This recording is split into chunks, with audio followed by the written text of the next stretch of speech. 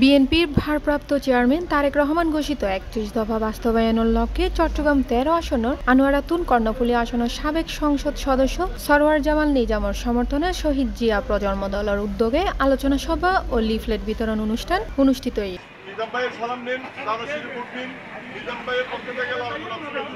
সেপ্টেম্বরের ৩০ তারিখ মঙ্গলবার বিএলএ উপজেলার কাফকো সেন্টারত ৩১ দফা বাস্তবায়ন ও ধান ও শিশুর পক্ষে জনমত গঠনের লক্ষ্যে এই আলোচনা সভা ও লিফলেট বিতরণ অনুষ্ঠান অনুষ্ঠিত হয়। এই সময় সাধারণ মানুষের হাতে লিফলেট বিতরণ করা হয়।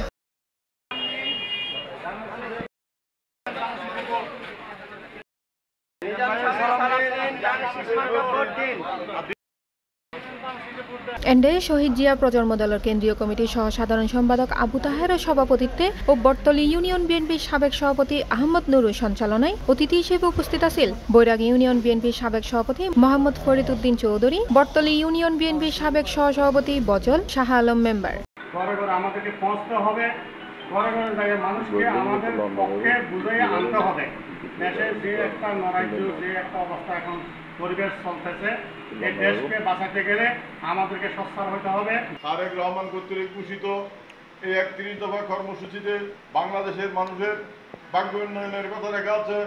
এই ৩১ দফা কর্মসূচিতে বাংলাদেশের মানুষের মনের যে আকাঙ্ক্ষা, সেই আকাঙ্ক্ষা পূরণের কথা লেখা আছে।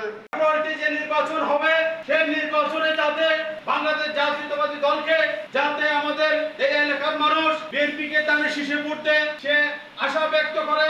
অন্যান্য দলের মধ্যে উপস্থিত আছেন মোহাম্মদ হাশেম, মোহাম্মদ হান্নান, মোহাম্মদ মহিউদ্দিন সহ আরো কেউ।